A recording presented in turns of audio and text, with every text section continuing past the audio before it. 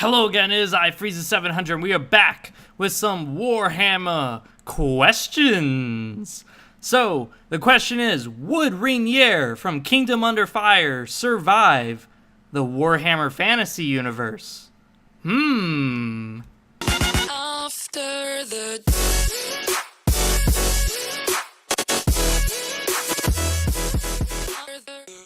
I've been asking myself this question a lot, which is that I love Kingdom Under Fire. I actually love the video game series. I didn't like Circle of Doom too much. But there's some fascinating similarities between the Kingdom Under Fire universe and the universe of Warhammer Fantasy.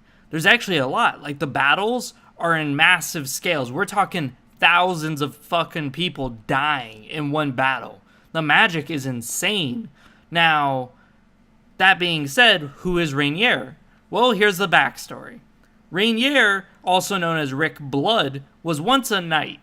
Now, not only was he once a knight, he actually had a family. He had a wife and a daughter. Now, here's the sad part. Rainier always went to war. He always went to war. No matter how much his wife begged him to stay, he always marched out to war. But the problem was that he killed so many that when he came home and had a child, his daughter was born without a soul because of how much death he really brought to the world. Now, when he comes home, his wife is going insane because her daughter has no soul. She just sits there and stares infinitely into a blank space. No emotion, no words, nothing, just this husk. And the wife eventually tries to kill the daughter. Well, Regnier grabs his wife and goes no, and sends her to the sanitarium where she lives out her life and dies. But while Rainier is pondering what he does with his daughter, he finds an old woman and he tells this old woman, okay, you are going to take care of my daughter. Alright, fine, fuck it.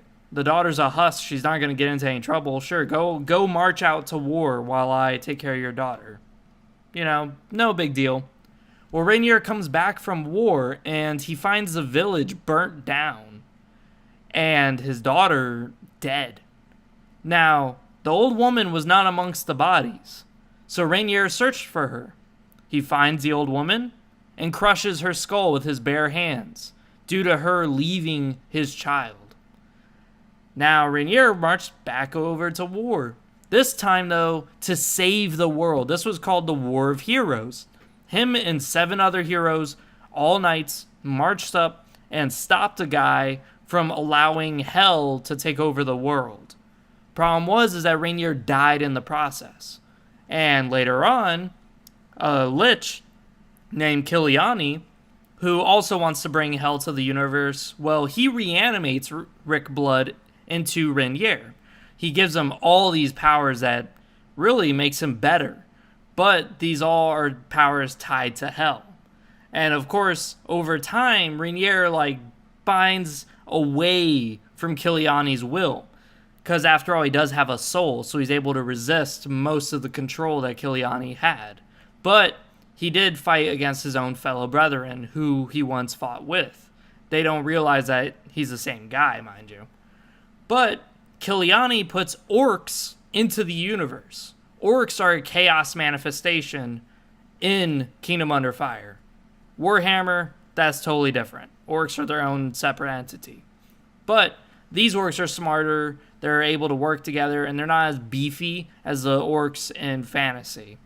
But either way, Rainier goes into hell to stop Kiliani, but now he's trapped in hell, and his body mutates. Now, he possesses horns. He doesn't look really that human anymore. He has this fucking mask on his head because he looks like Bane.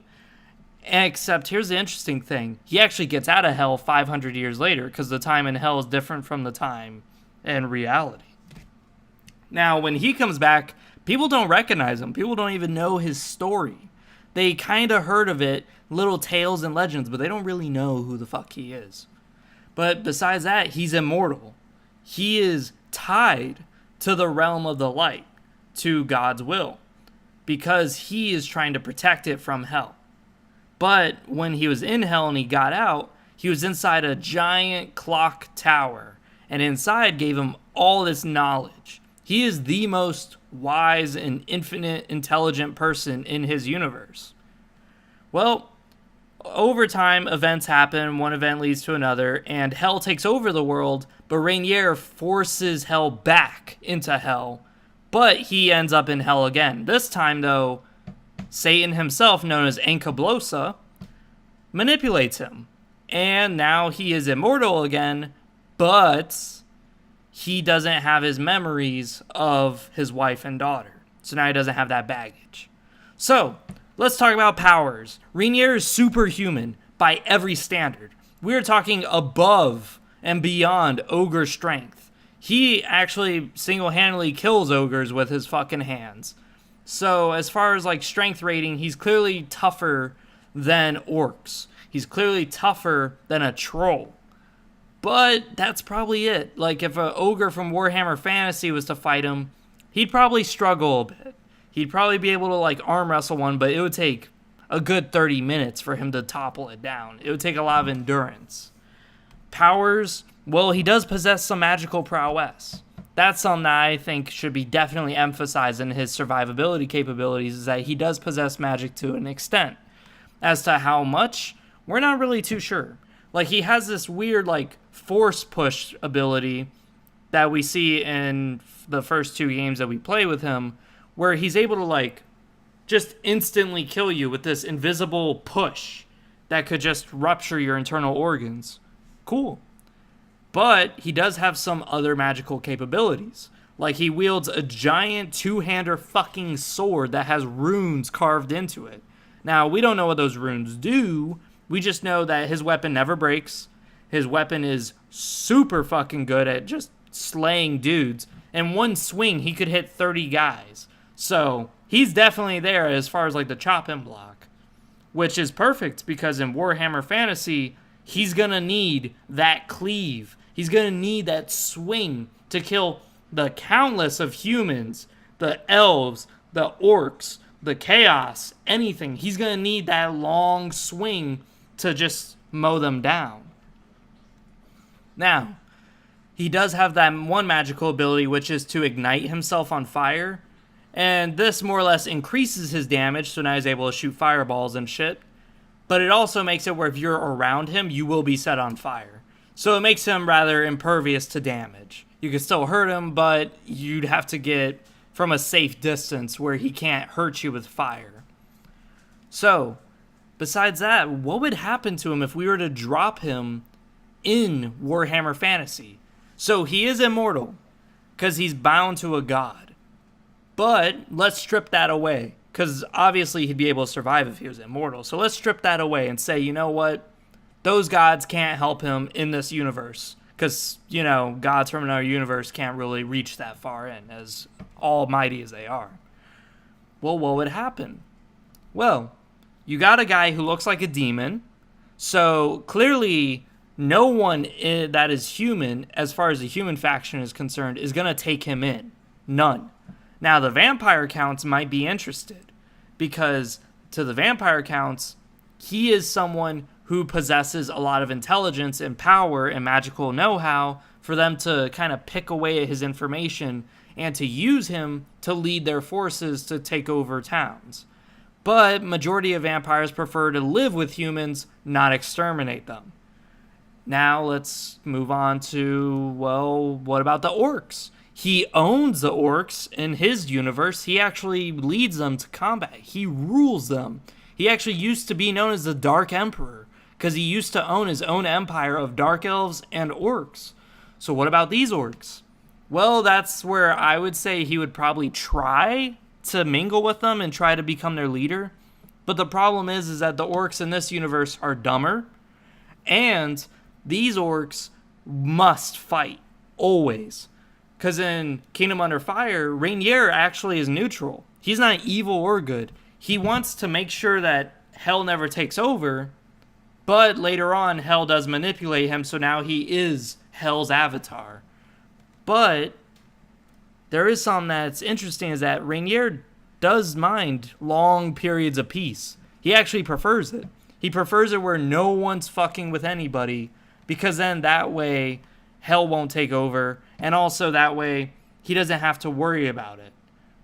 So these orcs would actually have a big issue with Rainier, because why would they serve a boss who, yes, he's powerful, yes, that's great, but why would they serve a boss who doesn't want to fight? Huh? The whole purpose to live is to fight in an orc's mind. So I don't think the orcs would really rally under his cause. But then again, him being a demon-looking motherfucker, I think a lot of people would want to try to kill him.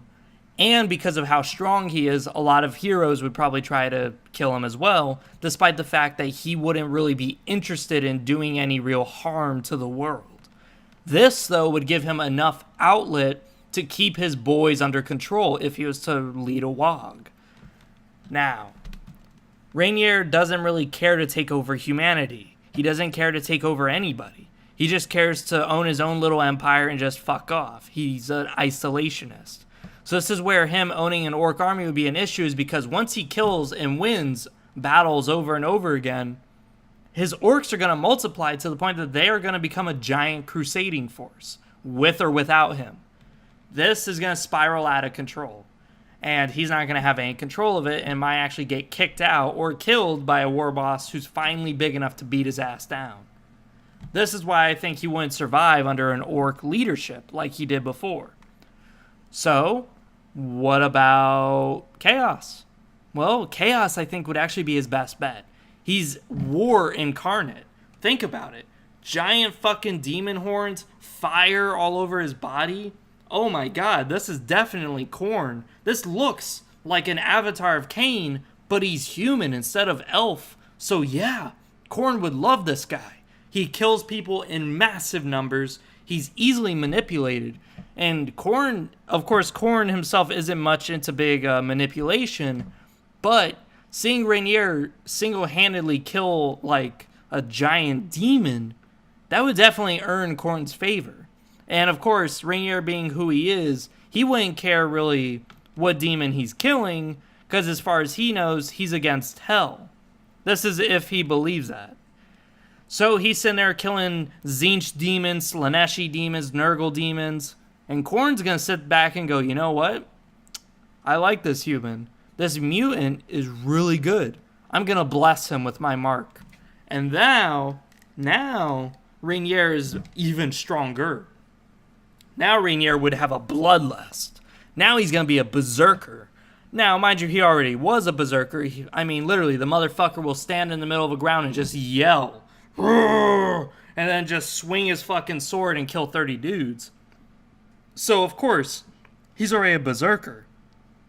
But now, with Khorne's approval, he could easily ride to demonhood, or he could easily go up the ladder and just become a leader of a war band. That would be great. That would be the perfect way I could see Rainier living. After all, he does look like a demon, so he doesn't really need mutations. The only thing he would need is just a god to sponsor him, a god to give him immortality, a god to really just give him the tools to go out and wage more war.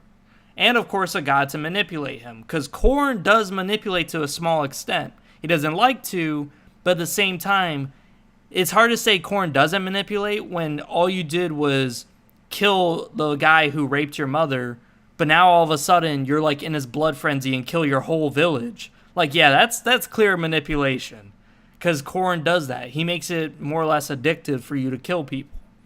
Well, Rainier, I could definitely see falling into that mental trap, where he just starts butchering these humans who don't understand that he's fighting for them. And finally, he just gets so pissed, especially when he remembers that humans are the ones who killed his daughter. Humans are the ones who caused him to sacrifice himself.